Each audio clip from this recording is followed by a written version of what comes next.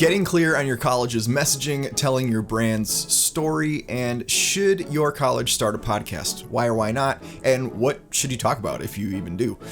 These are all the things we cover in this episode with Ross Romano of September Strategies. Hey, welcome to the Higher Ed Storytelling University podcast, a podcast dedicated to helping higher ed marketers tell better stories, create better content, and enroll more students. My name is John Azzoni. I'm the founder at Unveiled. We're a video production company working specifically with college marketing teams on automating their video storytelling content through a subscription approach. You can learn more at unveiled.tv. That's Unveiled. If you're listening to this podcast for the first time, go ahead and subscribe. And if you've been listening for a while now and haven't left a review, I'd love for you to do that. My guest today is Ross Romano from September Strategies. And so in keeping with the streak I have going on here of having guests on from outside the literal higher ed bubble, Ross brings us wisdom from working with companies in the K through 12 space. September Strategies helps organizations and high-performing leaders in the K through 12 education industry communicate their vision and make strategic decisions that lead to long-term success. And I wanted to have him on because he's a well-respected thought leader in the education space in general, and I was intrigued by what September Strategies is about, but also I was intrigued by the fact that he's the co-founder of the B Podcasting Network, which is a network of podcasts in the education space, because I've connected with more than one person lately that's either starting a podcast at their school or wants to start a podcast at their school. And so I think this is a really relevant topic. And by more than one person, I mean two people.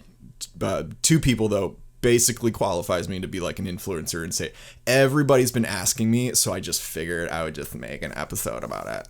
Anyway, let's dive in. Here's my conversation with Ross Romano of September Strategies. We are here with Ross Romano from September Strategies. Ross, thanks for being here today. Hey, John, thanks so much for having me. So tell me what September Strategies is. Yeah, excellent. So we are a consulting firm that works almost exclusively with organizations in the K-12 space. Sometimes we go a little bit beyond that, but we're all in the learning world with any type of company or organization that serves schools, right? So we work on overall management strategy, as well as storytelling, marketing and sales strategies, and kind of that whole picture of helping a company define and then communicate its vision and go out there and connect with the people they want to connect with. Cool. I like it. So how did you get to where you are? You told me that you were sort of in the higher ed industry for a little while, or you have worked in higher ed at some point? Yeah, so I have a history over the past several years of having done PR and marketing work in the education field, and have worked somewhat in the higher ed a little bit. I've been primarily K-12, but when appropriate and relevant, we've kind of expanded some of our projects into the higher ed field, particularly with companies that are serving universities and colleges, and when those principles are underlying, right? Because there's some pretty significant differences between K-12 and higher ed, and yet there's other things that are universal across the education spectrum, and particularly when it comes to highlighting student success and understanding the support that educators need, right? And these foundational principles that we'll talk about today around storytelling and communications. So tell me how September Strategies works. So it says you work with high-performing leaders. What does that look like on a day-to-day basis? Sure. Yeah. So we're working with, founders and C-level leaders of these companies. So, just to put a little more definition around what these organizations are, it's ed tech companies, it's publishers, it's PD providers, right? It's nonprofits, it's all these various organizations that are providing products, services, support to schools and school districts and educators, right? So we're working with the leaders there, whether it be the founder, whether it be the rest of the C-level. And the way I describe it is we work from vision to decision, right? And what that means is we help to identify, define, and articulate the leader's vision for that company, what they're trying to achieve, what are the goals, what are our values, and then ensure that there's sound decision-making with fidelity to that the vision, right? So we don't see that as just, mission, vision, and values as just words that live on your website or in a Google Drive folder somewhere. That really should be the guiding principle on a day-to-day basis, and understanding, okay, where do we have opportunities for new partnerships? for new, product launches or features, for new markets we can serve. And is that consistent with that vision for where we're trying to go? Is our team on the same page there? Are we kind of revisiting that and making sound decisions? We work to kind of form the foundation for success through messaging. A lot of times, even companies that have been around for 20 plus years haven't really engaged in that foundational messaging work of deeply understanding their audience, their pain points, the things they need to know about, right? Being able to stand up those pillars of their communication strategy. So we start there and we work through thought leadership strategy, the various ways we need to get the word out. Sales enablement is a big thing. That's all the collateral materials, whether it be podcasts, case studies, white papers, one-pagers, whatever, right? All that collateral that you want to have at the ready to be able to make those connections to your customers. And then we see it through with strategic advisement and adjustment as we go. It's not just a situation where we create a bunch of stuff, drop it off to the client and say, here you go, good luck. I mean, we really are working to say, okay, are we using these things? Are we maximizing it? And that's something that I learned a lot from earlier in my career, where I would do similar type of work with clients and then realize whatever happened to that stuff, right? We did all that messaging work and their website doesn't have any new messaging on it. Or, one of the biggest things being those silos that exist in organizations where, hey, you've contracted with a marketing firm or a PR firm, but your sales reps don't know that. So your CEO was just quoted in some article today, and your sales rep had a meeting today and they didn't know about it to bring it up to say, hey, did you know that our CEO was just featured over, all of those things to say, look, that's the overall strategy, right? And that's why it's critical to not just leave them with the things and walk away, but to really say, look, everything doesn't work the right way the first time. You adjust it, you evolve, you adapt. And so that's what we try to do. I love that. I'm laughing because I've just been there. As a business owner, I've been there in terms of like putting all this work into something and then it just sits on the shelf because I get busy with something else, putting all this work into, like you said, I mean, I don't really do white papers, but that type of stuff, that kind of collateral. Right. The same thing applies to video, right? Because I heard one of your previous episodes. Okay, we create these videos and then they just kind of pop them up on YouTube and they didn't do anything else. Okay, well, you have to continue to utilize that collateral, leverage it to your benefit. It's only as good as the people who see it. So, that's kind of part of that is just trial and error and learning from experience and seeing where those things sometimes fall apart and then being persistent and saying, look, it's actually really important that you do this and kind of seeing that through. Yeah, I think there's some comfort though in that like sameness across a lot of organizations just have trouble starting something but then seeing it through. I think it's just pretty much everywhere I've worked in my career, in video production, and also I worked, with nonprofit. Same thing. It's like big idea. Everyone's excited about it. We have 10 meetings about it. We do the thing like a little bit, and then we get swept up into something else. And it's like, whatever happened to that? But it is so helpful to have someone, an organization like you guys, just saying, hey, like let's stay on track here. Let's see this through to the end. See if it works. Like get to the point where it either worked or it didn't work. I think a lot of organizations don't even get to the point where they know if it worked or not. Right. Well, that happens a lot. Yeah. Cool. So tell me, I want to go back to the messaging that you guys do. We talk a lot about messaging and differentiating, for us higher institutions, differentiating their schools. And when you work with companies in the education space, what are some of those conversations like? What's the process that you take people through to develop their messaging? Sure. Yeah. So one of the things that I've taken to saying recently is that, the difference between a great product and a great company is a great story. Right? And, because I've seen it all over the spectrum where the best products aren't necessarily the ones that are winning in the marketplace. Right. Sometimes it's just because there's competitors that are super well funded and they could just buy up market share and kind of work backwards from there. But a lot of times it's just that there's a disconnect between the product, its features, and the product vision, or how it actually relates to the customer. So where I start is always with the consumer.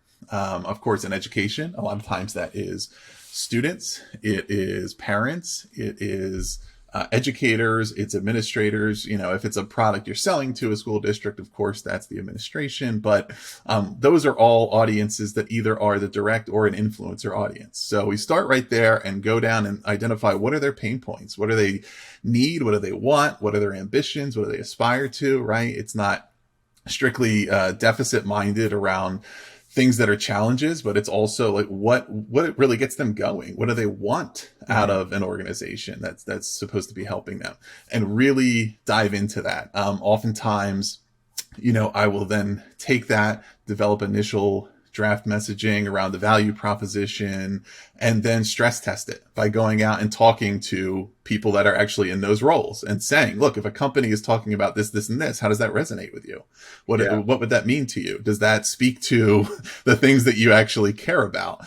And then we find from there, okay, yes, we're on the right track here, or no, we need to go and make some adjustments. One of the big things as far as kind of what happens too often, the status quo, is that, and companies do this a lot, especially if they are, the founding team is more from the product side, overemphasis on features, right?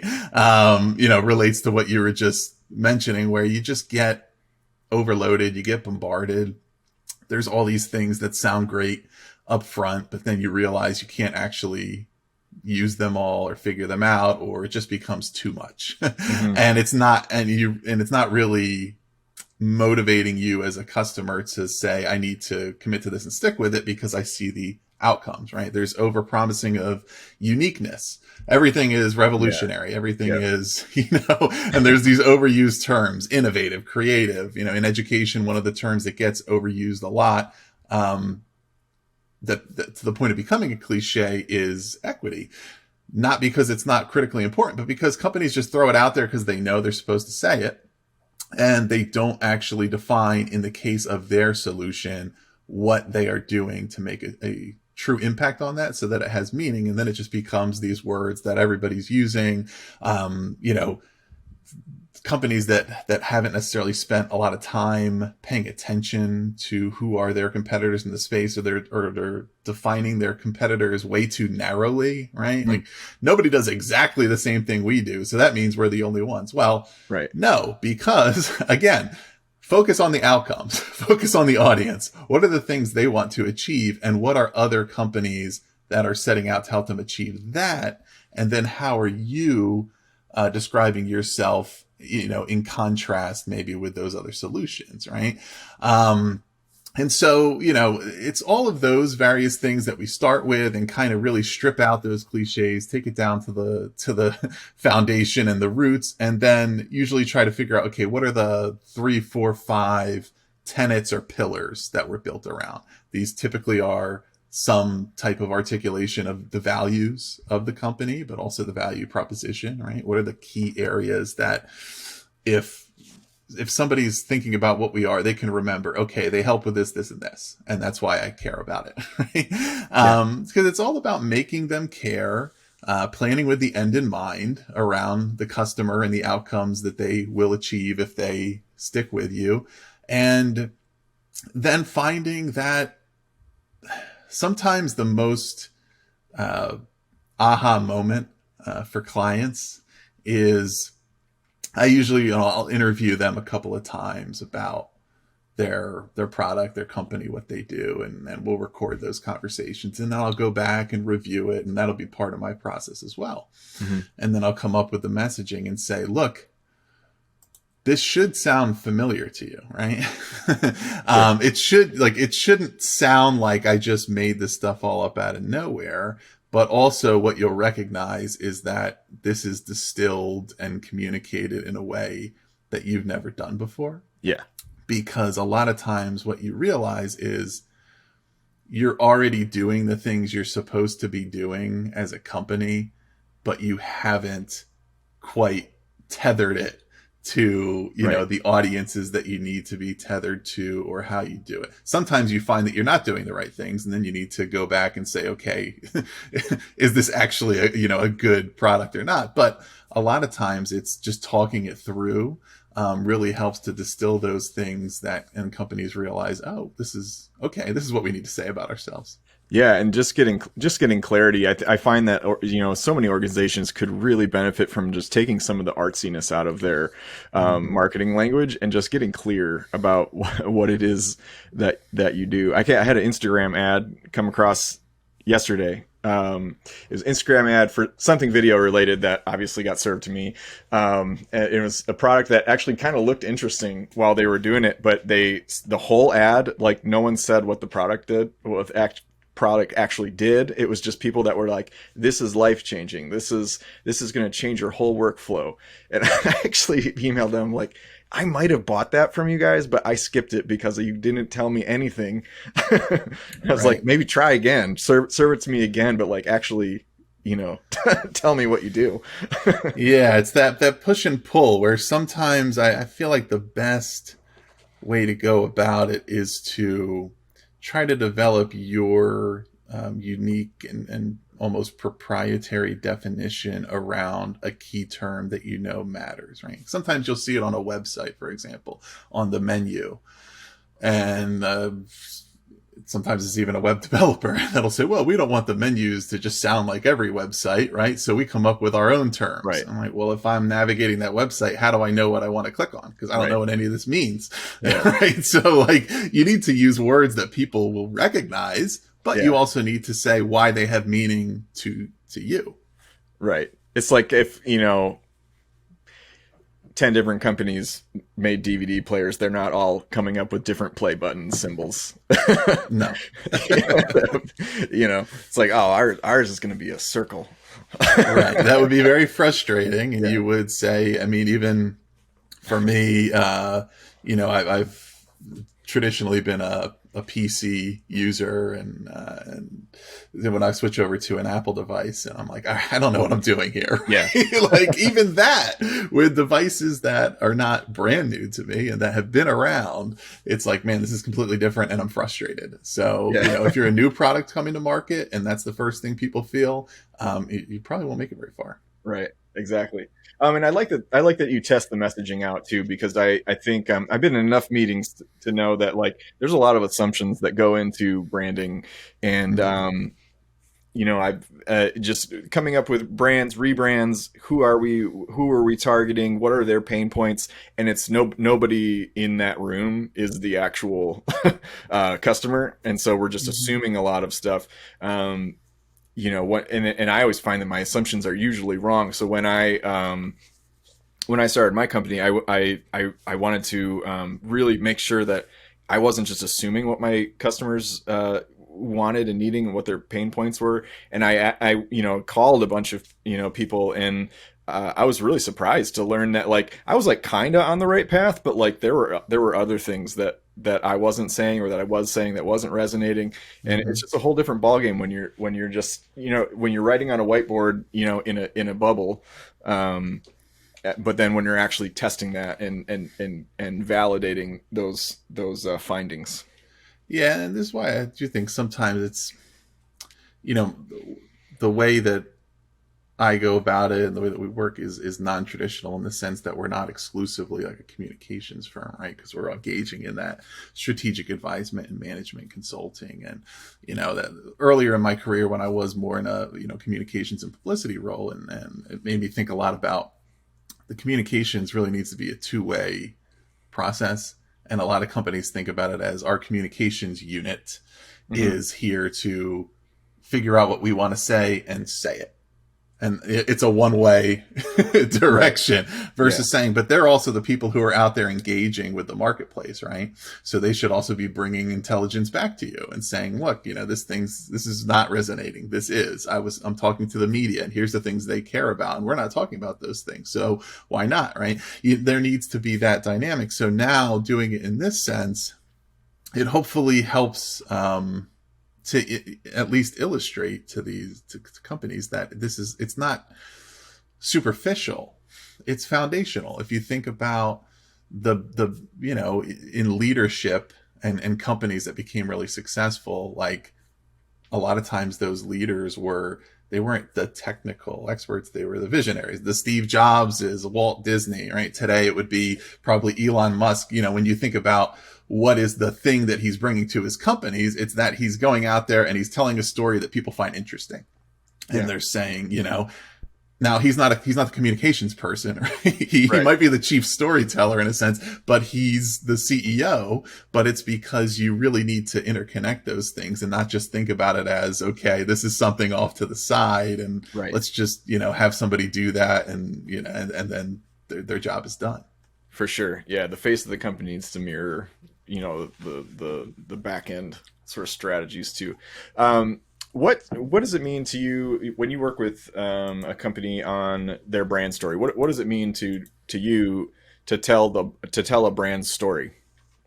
Yeah, absolutely. So I think the way I would define it is that a brand story it's your customer's story, right? It's the story of their life and how you fit into their goals and their dreams. Mm-hmm. And if you can't find that entry point to how you fit in, then why would they care, right? Yeah. So in education, I think I mentioned this earlier, your consumers, their students, their parents, their educators. And you're talking about, in the higher ed world, for example, yes, things like campus life and, are important, but ultimately, especially in the current economic climate of making decisions around, okay, tuition is this, and, the jobs outlook is this, and I have these different choices. I need to be hearing about what is my future going to look like, be way past the time when I'm enrolled. What is my financial outlook? What kind of work am I going to be doing? Is it going to be meaningful to me? How am I going to get there? Am I just going to graduate with a diploma and then I get to put that on my resume and I have to go out and find a job? Am I going to be learning about career opportunities and building a network as I go? There's certain things there that I found that community colleges are doing really well compared to a lot of four-year universities, because they understand that they have to demonstrate that value proposition to students and they have to focus on those outcomes. Whereas there's that kind of middle class of four-year universities, especially not the elite schools that people will want to get into no matter what. But also not the, lower cost public schools that are, but it's those ones in the middle that are expensive, but they're not the Ivies. Mm-hmm. And now they're like, okay, you really need to redefine why should I come there? Because if I'm graduating with a bunch of debt and my job outlook is really no different than if I went to the local state school or, whatever. I mean, there has to be something more to it than just campus life and it's the dining hall and that kind of thing. It has to really, you have to understand me, right? So what are the needs and ambitions? What are their pain points? What are their dreams? How will they be successful? So I think that applies to any company. Of course, we're talking about within education, but it's any tool. I mean, there's obviously a huge surge right now in AI tools in the marketplace, right? And there is a tremendous disparity in how well they are or are not telling any kind of story around their relevance. And so there's a lot of skeptics out there that are doubting them. And there's others that are getting a lot of user base, but, it's because like the tools that I use that incorporate AI, I don't think about them as AI. I think about them as how they help me. Noise cancellation, right? Auto transcription. That's AI, but I'm not sitting here thinking, oh, isn't AI cool? I'm thinking, well, these are things I need in my business. Until they start to really go out there and understand their customer and speak to their needs, there's just, going to be a lot of those shortcomings. Yeah. And I think that, I talk about like this, there's kind of two ways that schools use the word storytelling. Really, brands in general use the word telling our story. And there is, there is telling a singular actual story. Like maybe the school comes from a rich heritage history. Some famous guy started it in the Civil War or whatever, maybe there is a story there. But I think in a lot of cases, what it really is finding what resonates with your students and speaking to those things over time in small, gestures of story and drips of communication. What I think people get wrong is, a lot of the storytelling types that are beating the storytelling drum will say, "Oh, tell your story, tell your story." But I think we need to frame that. And I just think it needs to be tell your customer's story, because people don't care about your story. Like, no, right. Like I'm not going to go to your school because you achieved this or whatever. Like, I care about what's in it for me. I think there just needs to be that shift. It's thinking about your customers being the story, and how are you going to feed into that story with the content that you put out. Right. And it's not an invention. It should be, proactively talking about things that are already happening, the things that you're doing, the things that, that are happening for your educators, your students, or your customers in another case. If you can't tell that, it means that you're probably not doing the right work, or you're not having the impact you need to have.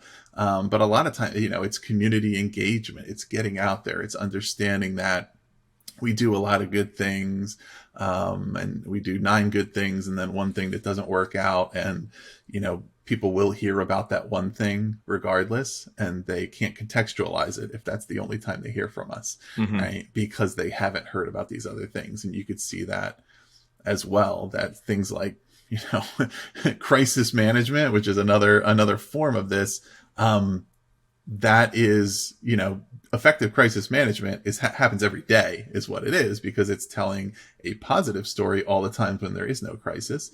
And then, that thing's in context, and it says, okay, this isn't so great, but I do know that all this other stuff is happening. So it's an opportunity for companies and organizations to create a much better relationship to their audience.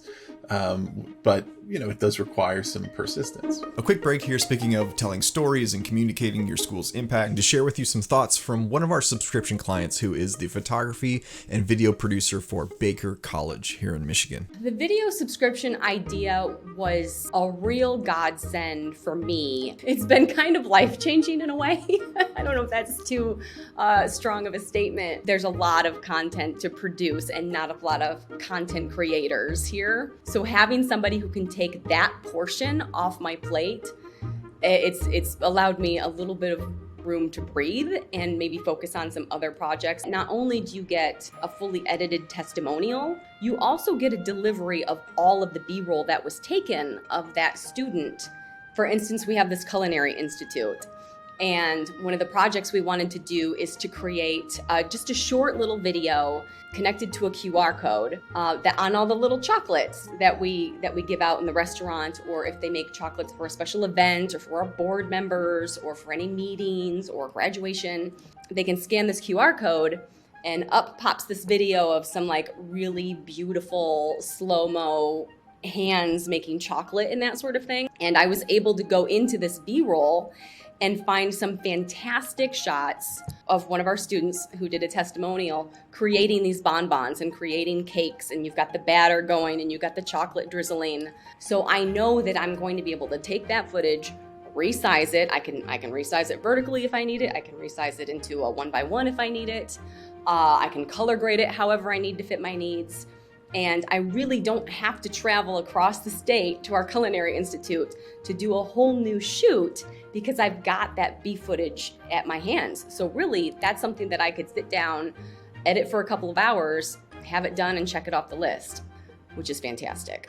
We love internal video teams here at Unveiled because we know what it's like to be in their shoes. We've been there. We've been those people before. It's a lot of work and it's not enough hands on deck to handle all of the content needs for a whole freaking college. So we're here to make not only the marketing team's lives easier, but the video people's lives easier too, and free up their time to be more productive and do other pressing stuff. So head over to our website, unveiled.tv, that's unveild.tv, and book a call with us. And if you're like me and you want to know how much something costs before you have to talk to a real person, you can go to our pricing page and download our pricing guide, which has obviously pricing and also just like how this whole thing works, FAQs, all that stuff. So go to pricing.unveiled.tv and download that. Okay, now back to my conversation with Ross Romano. Cool. I want to shift gears and talk about your involvement in podcasting. So you co-founded a podcasting platform. Tell me about that. Yeah, so we are called the B Podcast Network, and it is right now, I think 14 shows and counting. We probably will have a few more signing on very soon, but we are exclusively dedicated to learning and education. So our mission is to support transformative change in formal and informal learning environments. And so the majority of the shows right now are focused on K-12, K-12 leadership, educators, but we also have learning and development inside the corporate learning environment, and some that are a little more around parenting or general leadership growth.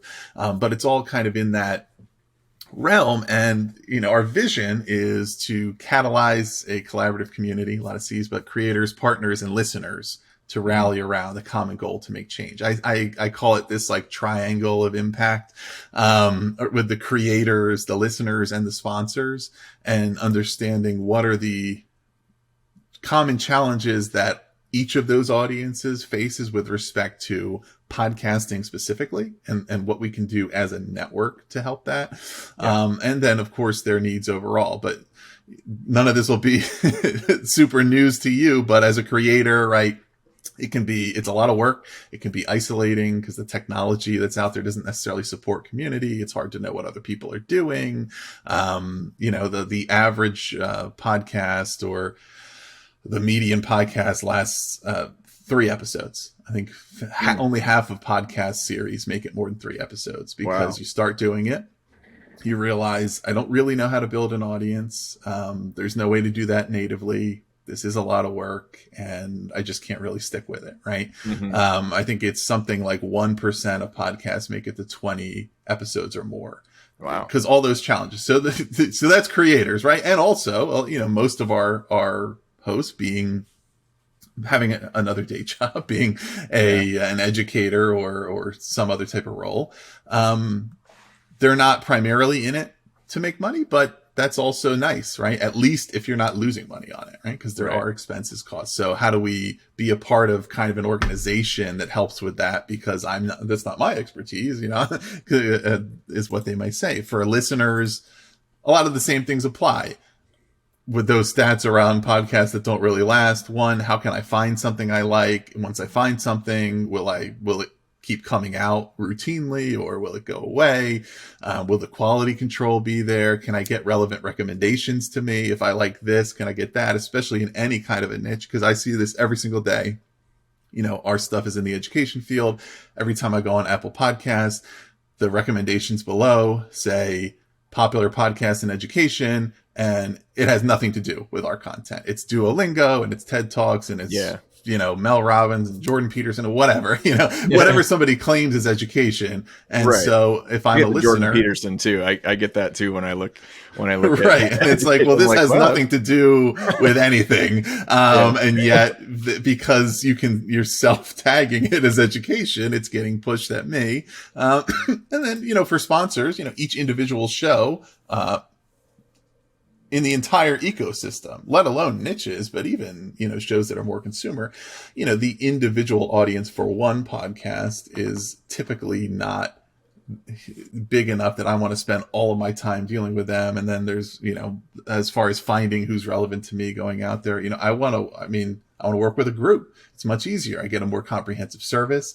I get to reach the people I want. I get more touch points and more engagement. And I don't have to have a full-time dedicated team whose entire job is going out and discovering podcasts that I might want to partner with. You know, we try to think about it in those terms. And so we do that. And then we also do, you know, part of the thing we're ramping up now being production services for companies that want to do branded podcasts in the space. And that, you know, need support with that. So that's a big growth area. That's something I've done a lot of in my previous life. So we've kind of developed the experience there to create those series as well. That's great. So who should start? So thinking about higher ed a little bit, what kind of schools should start a podcast? I've been hearing, you know, people that listen to my podcast and friends that I make kind of in this whole industry and stuff like that, some rumblings of like, we want to start a podcast. We're kind of like getting on that train. In the higher ed space, if you're a marketing leader or whatever, who should start a podcast and what should that be about? Because a lot of education podcasts are kind of just talking to other education leaders, you know, not so much like prospective students, but I don't know. I guess it's a really broad question, but so going back to the broad question, who should start a podcast? Yeah. I think the simple answer that I would give around this is anybody who wants to do a good job. I mean, I had the experience of having to like, if you don't want to commit to it and you're not really sure, then just don't do it, because there is work involved to do it right. And it does take a plan of action. And it can be super worth it to do that. But if you're like, you know, if you're not ready to invest, then just kind of maybe not. But assuming you do want to, you know, one of the things, I think it goes back to a lot of what we talked about. If your objectives are around, you know, enrollment marketing and student recruitment, talk to students, highlight their stories, talk about the things that matter to them. And you have unlimited inventory. You can do as many episodes as you want to. So really drill down on specifics. It doesn't have to be, okay, tell me about your entire life. I mean, talk about specific programs, extracurriculars, courses, you know, like all the things that we know students struggle with, how your school helped the student navigate the financial aid process, right? I mean, all the things that I might be concerned about if I'm a kid and I want to say, well, I don't know, this is a whole new world for me. And once I go out there, I'm not going to know what's going on. I'm a first generation college student. My family, you know, doesn't know that much about what I'm going to encounter when I get there. And I don't know. I mean, I don't necessarily know if I have a community to rely on. Tell me the stories that are going to help me feel like, yes, this is a place that knows and cares about me. Right. There also are other directions to go with them. I mean, it kind of depends on your objectives, you know, so, but podcasts also are supercharged networking opportunities, aren't they? I mean, if you reach out to somebody and say, would you like to be on my podcast? That's a lot more interesting than let's set up a meeting.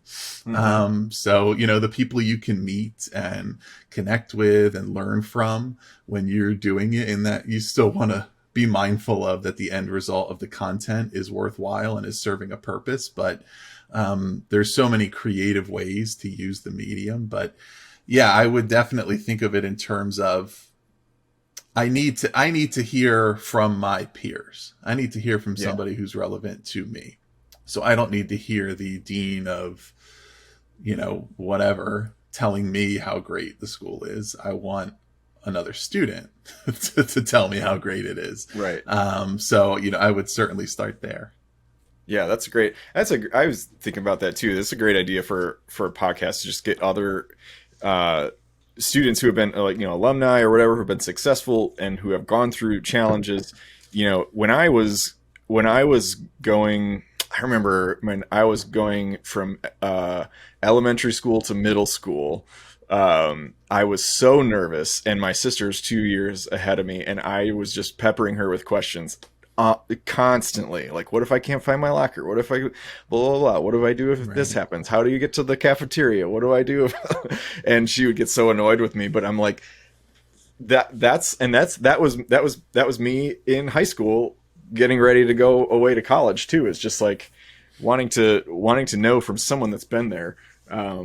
what are the answers to these challenges, and in navigating big things for the first time, new, just being away from your parents, being, maybe paying for your own groceries for the first time, and managing your own schedule.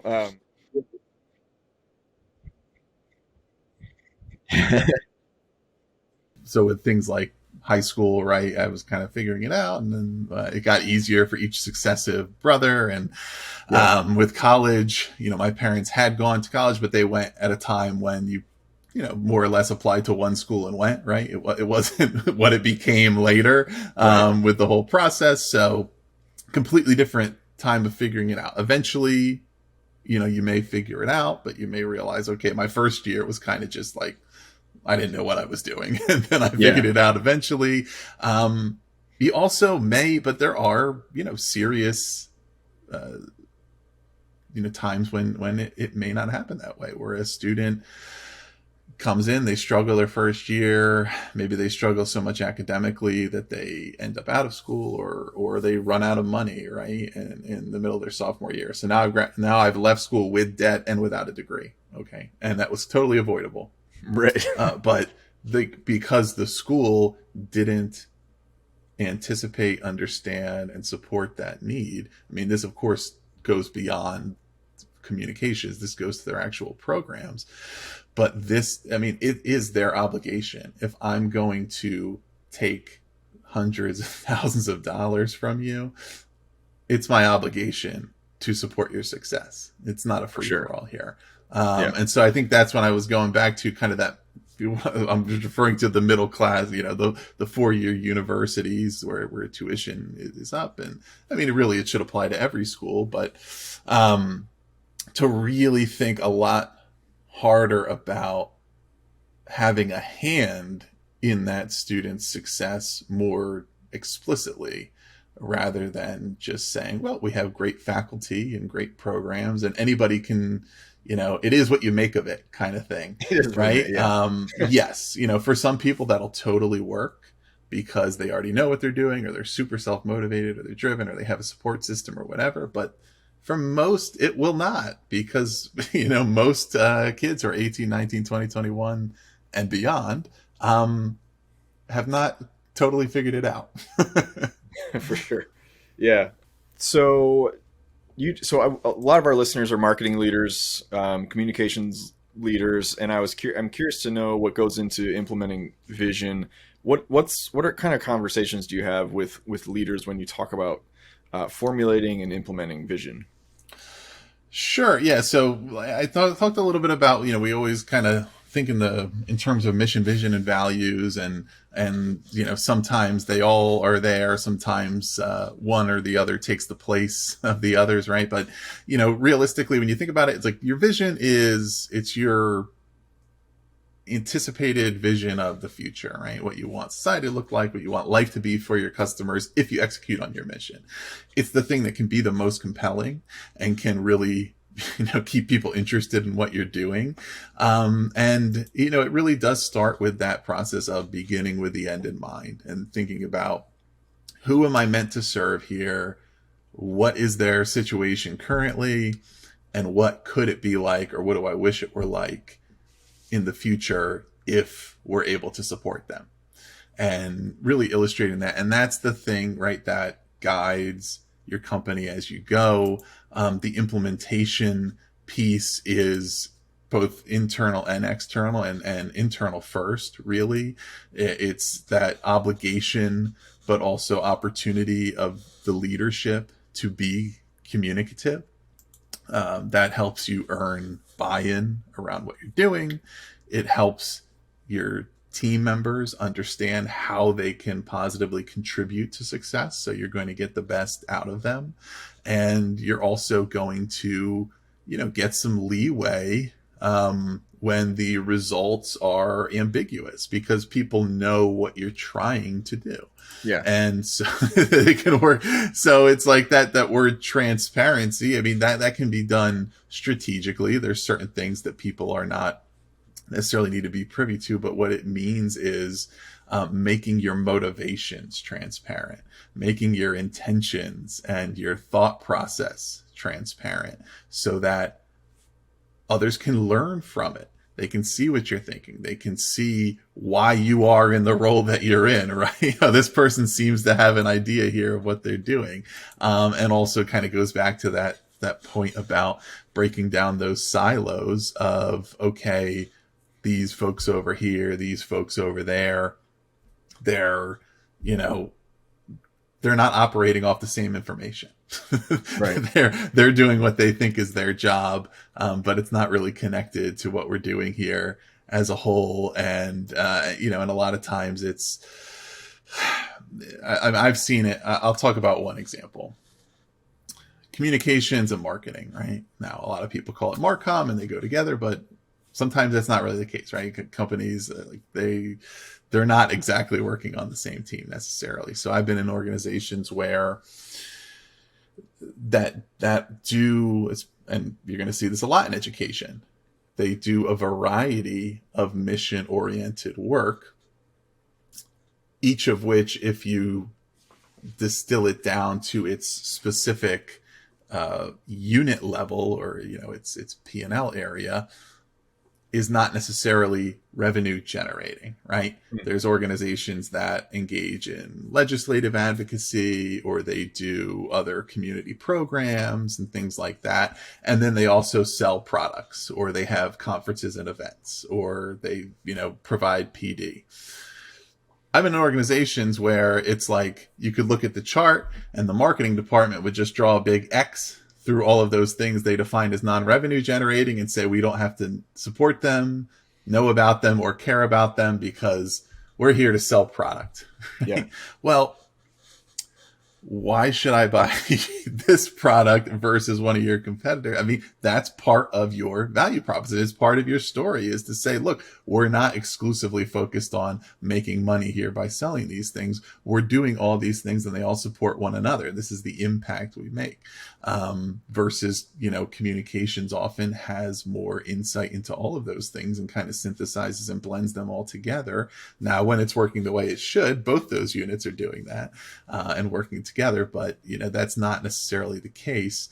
A lot of that comes from the top, right? That comes from the leadership creating those norms and expectations and assertions around what we're meant to do here. But if you're allowing a culture to kind of thrive whereby we're writing each other off and saying, well, you don't really bring in money, so you don't, it's not important. Well, then that's how it goes. Yeah. Cool. Well, I think that's a good place to stop. Where can people connect with you at? Sure. So I'm on LinkedIn, Ross Romano. You can search for me. I'm on Twitter at Ross B. Romano. And my website is septemberstrat.com. Or you can also check out bpodcast.network to learn about the podcasting thing. So there's a lot going on there. But yeah, LinkedIn, Twitter, I'm pretty easy to find. Or email ross@septemberstrat.com. Cool. Awesome. Ross, thanks for coming on the show. I appreciate it. My pleasure. Thanks so much for having me. Thank you so much for listening. Definitely go connect with Ross on LinkedIn, as he's got a lot of good content he puts out that will be relevant to our audience. In other news, 3 things I want to give you before you go. Number 1, if having a lot of student and alumni stories at your disposal is something that you would love to have, if you could just snap your fingers and have what you want, and if you want to have all that B-roll and build a big, massive B-roll and interview library of content that you can just dominate social media with, I've got something great for you with our student testimonial subscriptions. You've heard a bit about them already, so if you are interested in more information, including pricing, go to pricing.unveiled.tv. Unveiled is spelled UNVEILD. Number 2, if you want to take the storytelling you're already doing to the next level, I have a free resource for you. It's a 3-part framework for creating compelling student and alumni testimonials. You can get it at unveiled.tv/student testimonials. Doesn't even have to be for video. It works for written content, your next TED Talk, whatever. So go pick that up. Number 3, leave a review for this podcast. It helps us out a ton. Thanks for listening. My name is John Azzoni. Go connect with me on LinkedIn. And in the meantime, I'll catch you on the next episode of the Higher Ed Storytelling University Podcast. Thanks.